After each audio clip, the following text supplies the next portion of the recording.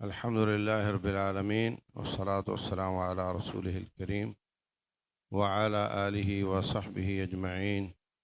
أشهد أن لا إله إلا الله وحده لا شريك له وأشهد أن محمدا عبده ورسوله صلى الله عليه وسلم. أعوذ بالله السميع العليم من الشيطان الرجيم. يقول الله عز وجل: شهر رمضان الذي أنزل فيه القرآن هدى للناس وبينات من الهدى والفرقان. رمضان کا مہینہ وہ ہے جس میں قرآن نازل ہوا. یہاں سے ہمیں قرآن اور رمضان کا تعلق واضح ہوتا ہے کہ رمضان کا تعارف کروایا جا رہا ہے قرآن کے ساتھ. اگر کسی کالج میں بیٹے کو ملنے کے لیے باپ جائے تو بیٹا کہتا ہے جی اپنے طالب علموں کو کہ یہ میرے والد صاحب ہیں. اور اگر باپ کے آفس میں بیٹا ہے تو باپ کہتا ہے کہ یہ میرا صاحبزادہ ہے، کیونکہ آفس میں باپ معروف ہے، بیٹا غیر معروف ہے. تو اللہ فرماتے ہیں شہر رمضان الذی انزل فیہ القرآن، رمضان وہ ہے جس میں قرآن نازل ہوا. رمضان کا تعارف قرآن کے ساتھ کروایا جا رہا ہے. رمضان کے روزے فرض نہیں تھے، محرم کے روزے 3 غالباً فرض تھے، اور رمضان میں قرآن آیا تو اللہ تعالیٰ نے رمضان کے روزے فرض کر دیے. رسول اللہ صلی اللہ علیہ وسلم فرماتے ہیں پیر والے دن میں پیدا ہوا، پیر والے دن مجھ پہ قرآن نازل ہونا شروع ہوا. آپ پیر والے دن کا روزہ رکھتے تھے. رمضان میں قرآن نازل ہوا تو رمضان کے روزے رکھتے تھے، اور جس دن پیر والے دن شروع ہوا اس پیر والے دن کا روزہ رکھتے تھے. تو اس سے روزے کا اور قرآن کا تعلق آپ کے سامنے واضح ہو جاتا ہے. اور جو سلف صالحین تھے وہ اس کو قرآن کا مہینہ سمجھتے تھے. وہ قرآن کو سمجھنے کا پیریڈ الگ سمجھتے تھے، سادہ پڑھنے کا الگ سمجھتے تھے، اور تہجد میں پڑھنے کو الگ سمجھتے تھے. جہاں تک سادہ پڑھنے کا تعلق ہے تو وہ بہت زیادہ قرآن پڑھتے تھے. امام شافعی رحمۃ اللہ علیہ رمضان میں روزانہ 2 بار قرآن ختم کرتے تھے سادہ. عثمان بن عفان رضی اللہ عنہ وہ بہت زیادہ قرآن پڑھتے تھے. لیکن جو نماز میں ہے تہجد میں، اس میں نبی صلی اللہ علیہ وسلم نے 3 دن سے کم میں ختم کرنے کو منع کیا. عبداللہ بن عمر بن عاص رضی اللہ عنہ روزانہ تہجد میں پورا قرآن پڑھ جاتے تھے. بخاری شریف کی حدیث ہے. نبی صلی اللہ علیہ وسلم نے بلایا، فرمایا یہ زیادہ ہے، آپ 30 دنوں میں قرآن ختم کیا کرو. کہنے لگے جی میری طاقت انی اطیق افضل من ذلک، میری طاقت اس سے افضل ہے، بہتر کی ہے. چلو پھر 20 دن میں کر لیا کرو. بولے نہیں زیادہ کیا تو 10 دن میں کر لیا. بولے زیادہ کیا تو 7 دن میں کر لیا کرو. کہتے ہیں میری طاقت اس سے بھی افضل کی ہے، فرمایا 3 دن میں کر لیا کرو. کہتے ہیں میری طاقت اس سے بھی افضل کی ہے، آپ نے فرمایا لا افضل من ذلک، اس سے افضل نہیں ہوتا. تو انہوں نے اپنی روٹین 7 دن والی بنا لی. تو نماز میں قرآن پڑھنا اس کی یہ صورتحال ہے. ویسے سادہ پڑھنا، اور رمضان میں حضرت امام مالک رحمۃ اللہ علیہ مسجد نبوی میں درس دیتے تھے تو انہوں نے تو اپنی روٹین ہی تبدیل کر لیتے تھے. درس ختم، اب صرف قرآن پڑھنا. اور ہمارے ہاں تو جہالت بہت زیادہ ہے، علماء کی کمی ہے. تو ہم سمجھتے ہیں کہ بندے قابو آئیں رمضان کے بعد، پتہ نہیں آئے نہ آئے. ہاں تو زیادہ نیکی کی بات کر لو، زیادہ سمجھانے کی کوشش کر لو. یہ بھی ایک چانس ہے، یہ بھی اس رمضان کا ٹارگٹ ہے. قرآن پڑھنا اور سمجھنے کے لیے بھی ایک آپ پیریڈ رکھ لو، اس میں آپ 1 صفحہ 2 صفحے 1 رکوع سمجھنے کے ساتھ پڑھ لو. اور دعوت اللہ بھی اس رمضان کا ایک بہت بڑا ٹارگٹ ہے. آپ دیکھتے نہیں کہ ہر سال نہیں، ہر 10 سالوں میں نہیں، ہر 100 سالوں میں نہیں، ہر 1000 سال میں نہیں، پوری زندگی میں ایک دن ایسا نہیں آتا کہ اللہ تبارک و تعالیٰ یہ فرمایا کہ یہ مولویوں کو جیل میں ڈال دو اور شیطان تو اپنا جو کر سکتا ہے کر لے. ہے کوئی ایسا دن؟ ایسا کوئی دن آتا پورے سال میں؟ لیکن ہر سال ایک پورا مہینہ آتا ہے جس میں اللہ تبارک و تعالیٰ فرماتے ہیں کہ شیاطین کو باندھ دیا جاتا ہے اور داعیان کرام کو کہا جاتا ہے کہ تم اب میرے بندوں کو بچانے کی جتنی کوشش ہو سکتی کر لو. یہ اسلام کی مارکیٹنگ ہے. مارکیٹنگ کا اصول یہ ہے کہ کسی طرح گاہک کو ویئر ہاؤس میں لے کر آؤ. بس اگر وہ اندر آ گیا، روڈ سے گاڑی کھڑی کر کے اندر آ گیا تو یہ تمہاری کامیابی. وہ کچھ خریدے یا نہ خریدے، اندر آ جائے بس. یہ کامیاب مارکیٹر کا کام ہے. بڑے بڑے Panda market, Metro market, Macro market, رائزن، یہ بس اوقات کوئی ایک چیز بہت سستی کر دیتے ہیں. سعودیہ میں نے دیکھا ہے وہ انہوں نے شربت کی بوتل تھوک سے بھی سستی کر دی. مینوفیکچر جتنے کا دیتا ہے نا، اگر وہ 50 ریال کی دے رہا ہے تو وہ 45 کی دے رہے ہیں. لوگ حیران ہیں کہ ان کا دماغ ٹھیک ہے. جیب سے پیسے ڈال کر کون کاروبار کرتا ہے بھائی؟ جیب سے ڈال رہے تھے.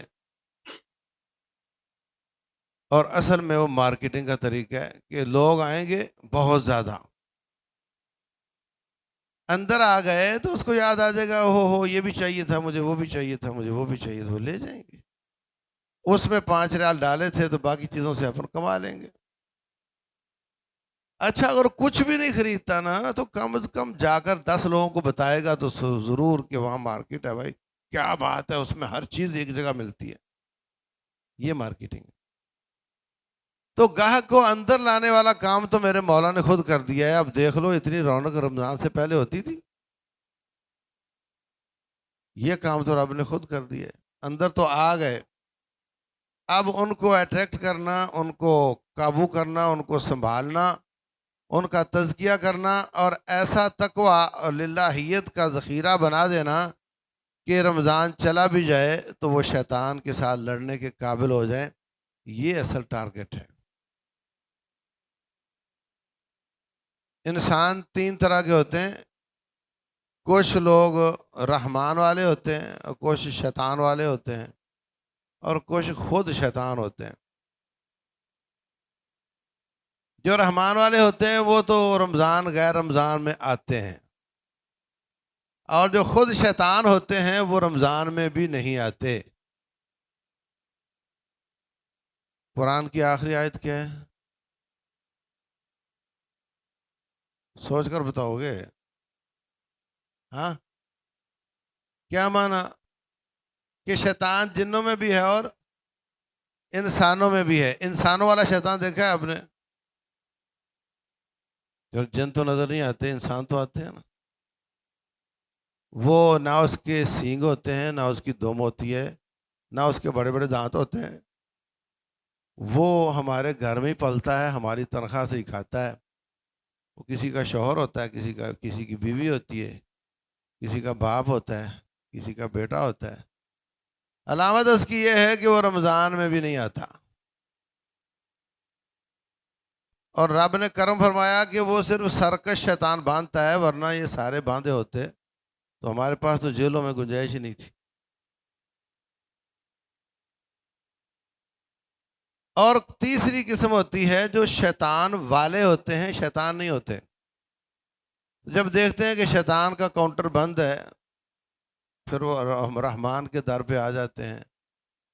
ان لوگوں کو اتنی زیادہ محنت کرنے کی ضرورت ہے، وہ روٹین کا رمضان نہ گزاریں، اس قدر محنت کریں کہ وہ شیطان کی پارٹی چھوڑ کر رحمان کی پارٹی میں پکے پکے آ جائیں. اور بھائیوں، یہ جو رمضان ہے، ایک طرف یہ چانس ہے، دوسری طرف یہ چیلنج ہے. چانس اور چیلنج میں فرق سمجھتے ہو؟ افغانستان میں امریکہ اور اس کے اتحادیوں نے حملہ کیا، دنیا نے اس کو چیلنج کہا، پاکستان کی فوج نے اس کو چانس بنایا. اسٹریٹجی یہ تھی، اوباما کہتا تھا Pak Afghan policy, U S کی پاک افغان پالیسی، وہ ایک ہی میں گردانتا تھا، دونوں کو ایک پرڑے میں. اور وہ کہتا تھا کہ ان پر حملہ کرو اور بیس بناؤ انڈیا کو. انڈیا بھی بڑا خوش تھا، وہ کہتا تھا آپ بیس بھی بناؤ اور ہم ادھر سے موو بھی کریں گے. اور پاکستان کے ٹکڑے کر کے اس کے نقشے بھی ایشو ہو گئے تھے کہ پنجاب کو مل جائے گا، بلوچستان ایران کے بلوچستان کو مل جائے گا، اور سندھ ان کو ساتھ مل جائے گا، اور پیچھے چھوٹا سا پاکستان رہ جائے گا. یہ سب کچھ ہو چکا تھا. پاکستان نے کہا کہ نہیں، بیس پاکستان کو بناؤ اور حملہ کرو افغانستان پہ. پلان یہ تھا کہ ہم ان کا برکس نکالیں گے، اور اس کا نتیجہ یہ نکلا کہ اس سے پہلے ہم F-16 پیسے دے کر بھی نہیں لے سکتے تھے، آج تک نہیں ملے، اور اب ہم اس سے اچھے طیارے خود بنا کر بیچ رہے ہیں. ان کے کنٹینروں سے مال نکالا، 1 ایکڑ کا وایا تھا صرف، کہ اگر جی ٹی روڈ سے کنٹینر 1 ایکڑ دور جاتا ہے تو اس کی گھنٹی بجتی تھی جا کر امریکہ میں. انہوں نے 1 ایکڑ کے اندر ہی ایسے سینٹر بنائے ہوئے تھے، تالا ان کا کھولنا ہے، اور جو بھی مال ملا، اس میزائل مل گیا، ہیلی کاپٹر مل گیا، جہاز مل گیا، کچھ بھی مل گیا، اس کو نکالنا ہے اور اس کو تول کر اتنی مٹی پتھر روڑے اس میں ڈالنے ہیں، اور اوریجنل والا تالا دوبارہ لگانا ہے، سیل لگانی بہترین قسم کی. جب کنٹینر افغانستان میں داخل ہوتا تھا تو جو ڈرائیور ہے وہ کہتے تھے کنٹینر تیرے پورے وزن کا ہے اور تالا بالکل اوریجنل ہے، تو جا. وہ چلا گیا، اس کی جان چھوٹ گئی. اب جا کر وہ دیکھتے تھے تو اس میں ایک دفعہ ان کے امریکی فوجی کتے نکال کر آوارہ کتے ڈال دیے، لیکن وزن پورا تھا. تو چیلنج کو چانس بنانا یہ مردوں کا کام ہوتا ہے. یہ رمضان چیلنج ہے اور چانس بھی ہے. رسول اللہ صلی اللہ علیہ وسلم ممبر پر آئے، آمین کہا، پوچھا کیوں؟ فرمایا کہ جبریل امین آ کر کہہ رہے تھے کہ جس کی زندگی میں رمضان آ کر چلا جائے اور اس کے گناہ باقی ہوں، اللہ کرے وہ ذلیل ہو جائے. تو یہ بہت بڑا چیلنج ہے. اگر رمضان نہیں آتا تو ہم گناہ گار تو تھے ہی، مگر بد دعا تو نہیں تھی نا ہمارے اوپر. اب رمضان آ گیا تو بد دعا ملے گی جبریل امین کی، اور اوپر سے آمین ہے نبی صلی اللہ علیہ وسلم کی. بڑی خطرناک بات ہے. یہ چیلنج ہے. اور چانس اس معنی میں ہے کہ جس کی زندگی میں رمضان آ جائے، رسول اللہ صلی اللہ علیہ وسلم آپ کے پاس ایک ساتھی آ کر خواب سناتا ہے، ابن ماجہ کی حدیث ہے.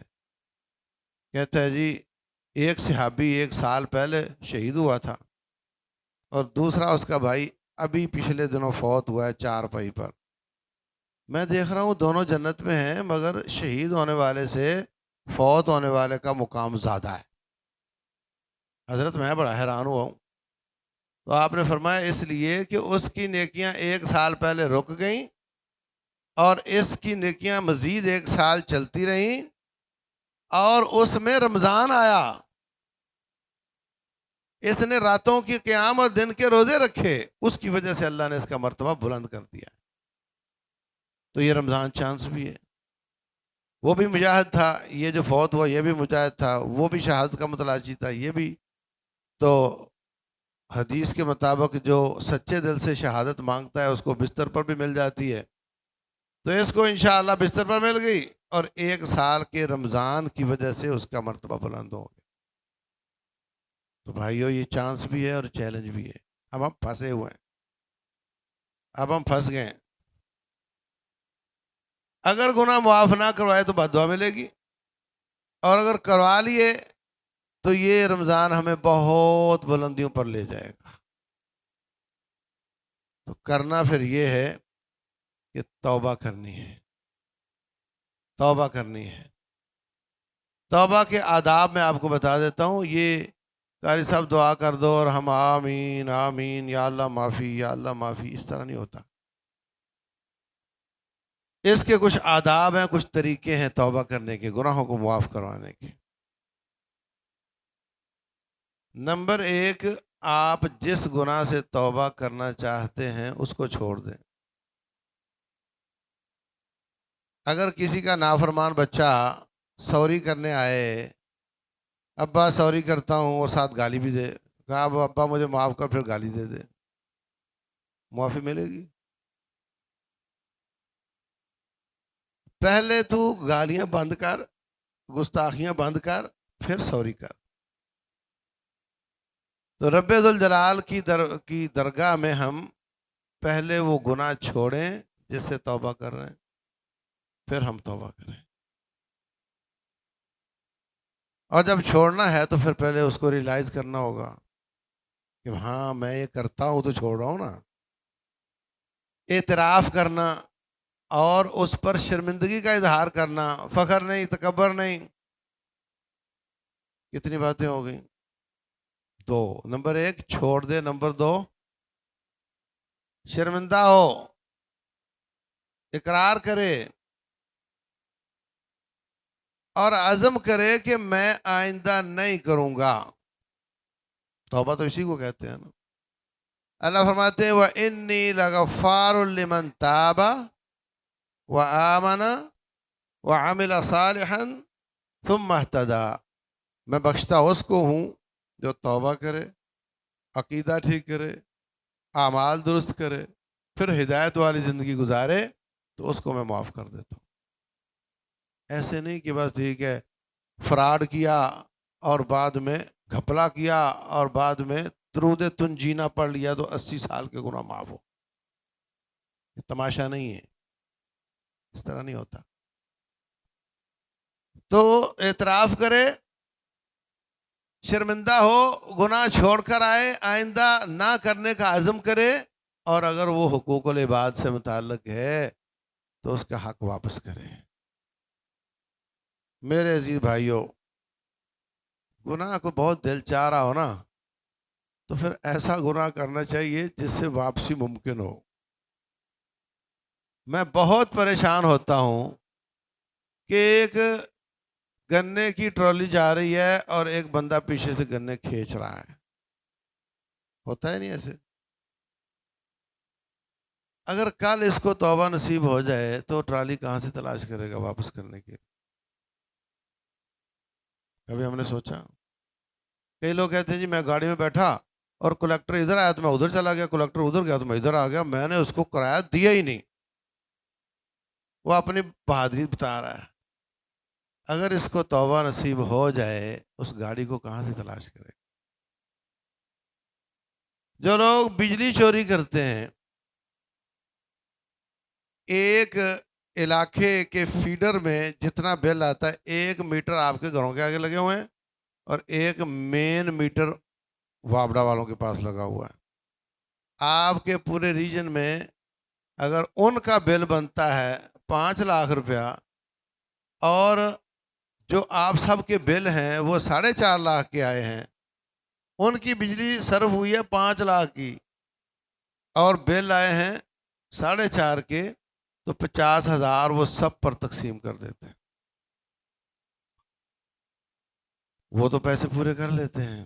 اس کا مطلب آپ نے جو چوری کی ہے وہ ان کی نہیں کی، پڑوسی کی ہے. اور ایک پڑوسی کی نہیں کی، سارے علاقے کی کمیونٹی کی ہے، آپ کا بل ان سب نے ادا کیا ہے۔ اگر توبہ نصیب ہو جائے تو کس کو تلاش کرو گے کہ کس نے میرا کتنا بل دیا تھا؟ بڑے خوش ہوتے ہیں ہم، چلاک بہت ہیں ہم، وہ چلاکیاں ساری ہمارے خلاف ہیں۔ اللہ المستعان۔ تو میرے عزیز بھائیوں، گناہوں سے توبہ کریں، اور جس کا حق کھایا ہے اس کو واپس کریں، اور پانچویں بات یہ ہے کہ توبہ جلدی کریں، لیٹ نہ کریں۔ اچھا کل دیکھیں گے، نہیں، ابھی کے ابھی بیٹھے بیٹھے عزم کر لیں کہ یا اللہ بہت ہو گیا، آپ مجھے معاف کر دیں۔ جب بندہ اعتراف کر لیتا ہے تو میرا رب نہ صرف اس کو معاف کرتا ہے بلکہ اس پر خوش بھی ہو جاتا ہے۔ اللہ اکبر۔ رسول اللہ صلی اللہ علیہ وسلم فرماتے ہیں، صحیح مسلم کی حدیث ہے،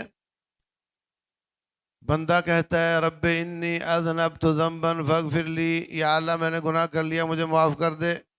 اللہ فرماتے ہیں علم عبدی ان له ربا یغفر ذنبا، اچھا اس کا مطلب میرے بندے کو پتہ ہے کہ میرا ایک رب ہے جو گناہوں کو معاف کرتا ہے، جا میں نے تجھے معاف کر دیا۔ کیا کہا اس نے؟ اعتراف کیا، شرمندہ ہوا، پھر اس سے گناہ ہو جاتا ہے، اللہ پھر معاف کر دیتا ہے، پھر ہو جاتا ہے، پھر معاف کر دیتا ہے۔ تیسری بار اللہ فرماتے ہیں جا، اگر تیرا یہی وتیرہ رہا تو گناہ کرتا رہا اور سچے دل سے معافی مانگتا رہا، میں تجھے معافی کرتا جاؤں۔ آؤ تو صحیح۔ تو یہ ٹارگٹ کہ میں رمضان گزرے اور گناہ معاف نہ ہو تو بد دعا ملے گی، یہ کوئی بہت بڑا ٹارگٹ نہیں ہے۔ اگر ہم سیدھے ہو گئے اللہ کے ساتھ، اگر ہم آ گئے اللہ کے پاس، تو 70 سالوں کے گناہ اللہ معاف کرنے میں 70 منٹ بھی نہیں لگاتا۔ ان اللہ یغفر الذنوب جمیعا، اللہ ساری گناہ معاف کر دیتا ہے، کفر شرک بھی معاف کر دیتا ہے۔ معافی مانگنے سے کفر شرک بھی معاف کر دیتا ہے۔ تو اس رمضان کا ایک ٹارگٹ یہ بھی ہے، پہلا کیا تھا؟ قرآن کثرت سے پڑھنا ہے، دوسرا گناہوں کو معاف کروانا ہے، ٹھیک ہے، تیسرا ٹارگٹ رمضان کا وہ یہ ہے لعلکم تتقون، روزے کیوں فرض کیے؟ تاکہ تم میں تقوی کا ذخیرہ آ جائے۔ اللہ اکبر۔ انسان جسم اور روح کا مجموعہ ہے۔ جسم کو مینٹین رکھنے کے لیے آپ اچھی اچھی خوراک بھی کھاتے ہو، بیمار ہو جائے تو دوائی بھی لیتے ہو، اور اس کو تھوڑا جم میں جا کر بھی اچھا کرتے ہو، میرا جسم اچھا رہے۔ حالانکہ اس میں روح سوار ہے، روح کا سفر لمبا ہے، جسم کا سفر لمبا نہیں ہے۔ اس نے اس ٹیکسی کو کسی جگہ پہ کھڑا کر کے نکل جانا ہے، روح نے اس ٹیکسی کو کہیں کھڑا کر کے چلے جانا ہے۔ تو روح کو مینٹین کرنے کے لیے، اس کی بیماریاں دور کرنے کے لیے، اس کی خوراک پوری کرنے کے لیے اللہ تعالیٰ نے یہ رمضان رکھا ہے۔ اس میں روح کی غذا پوری ہوتی ہے، جسم کی کم ہو جاتی ہے، جسم کی کم ہو جاتی ہے، روح کی زیادہ ہو جاتی ہے، اور وہ بہت اچھی غذا تقویٰ ہے، للہیت ہے، لعلکم تتقون۔ اور صرف رمضان کی بات نہیں ہے، تمام عبادات سے روح کی خوراک نکلتی ہے، وہ تقویٰ ہے۔ یا ایھا الناس اعبدوا ربکم الذی خلقکم والذین من قبلکم، اور لوگوں اپنے رب کی عبادت کرو جس نے تمہیں بنایا، تمہارے بڑوں کو بنایا۔ کیوں یا اللہ کیوں کریں عبادت؟ کہا لعلکم تتقون، تاکہ تمہاری روح کو تقویٰ مل جائے، تم ڈرنے لگ جاؤ۔ اور اگر اللہ کا خوف نصیب ہو جائے تو پھر انسان کے سارے بل کس نکل جاتے ہیں اور سیدھا ہو جاتا ہے۔ یا ایھا الذین آمنوا اتقوا اللہ وقولوا قولا سدیدا، اے ایمان والو اللہ سے ڈرو، تقوی اختیار کرو اور بات سیدھی سیدھی کیا کرو۔ یا اللہ کیا دے گا؟ تیری عبادت کریں تو کیا دے گا؟ تو اس سے ڈر جائیں تو کیا دے گا؟ فرمایا یصلح لکم اعمالکم، دینا کیا ہے؟ تمہارے سارے کام ٹھیک کر دوں گا۔ یا اللہ اب کے بعد والے تو ٹھیک ہو جائیں گے، جو پہلے کیے ہوئے غلط اس کا کیا ہوگا؟ فرمایا وَيَغْفِرْ لَكُمْ ذُنُوبَكُمْ، وہ بھی معاف کر دوں. تو تمام عبادات کا نتیجہ یہ ہے جو روح کی غذا ہے. تو ہمیں اس رمضان میں اتنا زیادہ اکٹھا کرنا ہے کہ جب شیطان چھوٹ بھی جائے نا، ہم اتنے سیکیور ہو چکے ہوں، ہم ایسی ڈھال پکڑ چکے ہوں. الصوم جنہ، روزہ ڈھال ہے کہ وہ آئے تو ہم اس کا مقابلہ کر سکیں. ایسا نہ ہو کہ عید کی فجر میں ڈھیر ہو جائیں، ایسا نہ ہو کہ عید کی فجر میں ایک بار میں ڈھیر ہو جائیں. مگر میں تو اس لیے آگے تھے کہ پتہ ہی نہیں تھا کہ روزہ ختم ہوا ہے کہ نہیں. ہاں، اور عشاء میں کچھ کم ہو گئے اور فجر میں بالکل چلے گئے. ایسا شخص جس کا رمضان اس جہان میں فائدہ نہیں دیتا، اس کا رمضان آخرت میں بھی کوئی فائدہ نہیں دے گا. اور یہ میں نہیں کہہ رہا، رسول اللہ صلی اللہ علیہ وسلم کا فرمان ہے، جس نے شریعت کی بغاوت نہ چھوڑی قول میں اور عمل میں، فَلَيْسَ لِلَّهِ حَاجَةٌ فِي أَن يَدَعَ طَعَامَهُ وَشَرَابَهُ، اس کے بھوکے پیاسے رہنے کا اللہ کو کوئی فائدہ نہیں، کوئی فائدہ نہیں. تو اس لیے عزیز بھائیو، یہ بھی اس رمضان کا ٹارگٹ ہے. کتنے ہو گئے؟ پہلا قرآن، دوسرا توبہ، تیسرا تقوی، اور چوتھا ٹارگٹ اس کا یہ ہے کہ ہم زیادہ سے زیادہ صدقہ کریں، زیادہ سے زیادہ صدقہ کریں. نبی صلی اللہ علیہ وسلم رمضان میں آندھی طوفان کی طرح صدقہ کرتے تھے، آندھی طوفان کی طرح صدقہ کرتے تھے.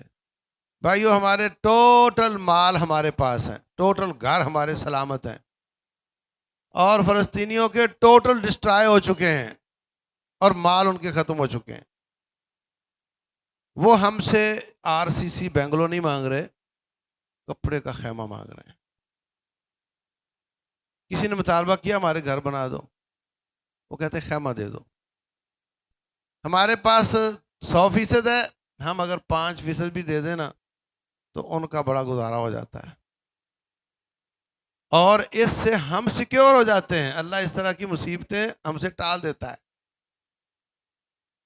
میں کئی بار سوچتا ہوں، تھرپارکر میں ہم گئے، وہاں زلزلہ آیا تھا، لاہور کی امداد آ رہی ہے، کراچی کی امداد آ رہی ہے. ہاں، بس اچھا، ان کا نقصان کیا ہوا تھا؟ ان کے گروندے ہوتے ہیں چھوٹے چھوٹے، کچھ آر ادھر کچھ آر ادھر، اوپر اس کے لکڑیاں اور گھاس ڈالی ہوئی ہوتی ہے.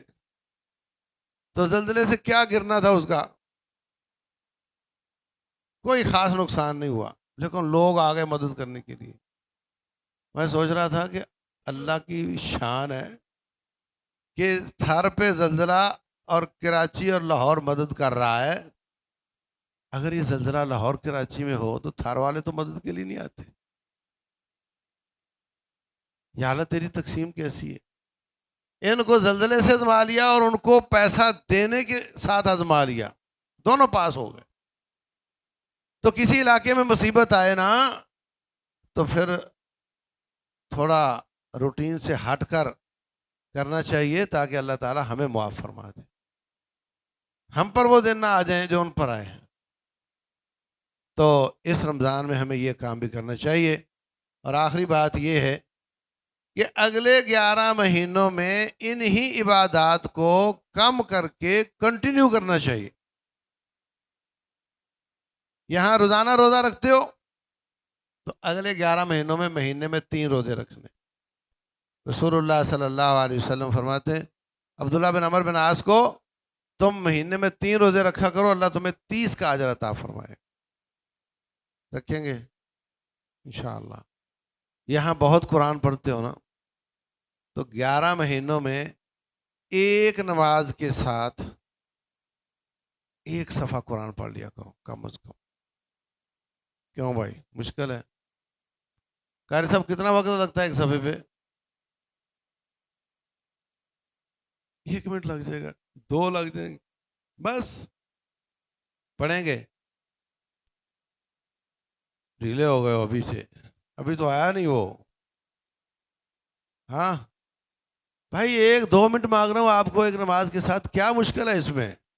اچھا، ایک اور چھوٹ دے دیتا ہوں. اگر کوئی مارا ماری ہوئی نا، کوئی شادی آ گئی، کوئی غمی آ گئی، تو پھر عشاء کے بعد 5 صفحے پڑھ لینا، ٹھیک ہے؟ اچھا اگر اس وقت بھی نہیں ہو سکا نا تو اگلے دن 2 صفحے پڑھ لینا، ٹھیک ہے؟ آپ پڑھیں گے ہر نماز کے ساتھ 1 صفحہ. ابھی آپ درس دروس اور ترجمہ قرآن تو کم از کم 3 آیتوں کا ترجمہ اپنے بیوی بچوں میں بیٹھ کر قرآن ترجمے والا پکڑ کر پڑھ لیا کرو. وہی 3 آیتیں بیوی نے پڑھ دی، وہی بچی نے پڑھ دی، وہی بچے نے پڑھ دی، اگلے دن اگلی 3 آیتیں گزر جاؤ. جہاں سمجھ نہ آئے وہاں علماء سے فون پہ رابطہ کر لو، کریں گے انشاءاللہ. صدقہ 11 مہینے میں اس طرح کرنا ہے کہ گھر میں ایک باکس رکھ لو، جتنے پیسے سکول جاتے بچے کو دیتے ہو نا اتنے اس میں ڈال دیا کرو. اگر آپ کے 3 بچے سمجھو 4 ہیں، اور کوشش کرو بیوی کے ہاتھوں سے ڈلواؤ، بچوں کے ہاتھوں سے ڈلواؤ تاکہ ان کو عادت ہو. تو جب ہم 11 مہینوں میں صدقہ بھی کر رہے ہوں گے، روزہ بھی رکھ رہے ہوں گے، قرآن بھی پڑھ رہے ہوں گے، تو انشاءاللہ ہم رزق فری ہو جائیں گے. 11 مہینوں میں موت آئے یا رمضان میں آئے، انشاءاللہ ہم تارک قرآن ہو کر دنیا سے نہیں جائیں گے. ٹھیک ہے بھائیو؟ اور یہ دلیل ہوگی کہ ہمارا رمضان کامیاب ہو گیا، یہ دلیل ہوگی کہ ہمارا رمضان قبول ہو گیا اللہ کے فضل سے، یہ دلیل ہوگی کہ ہمیں ٹارگٹ حاصل ہو گیا. اللہ تبارک و تعالی سمجھنے اور عمل کرنے کی توفیق عطا فرمائے.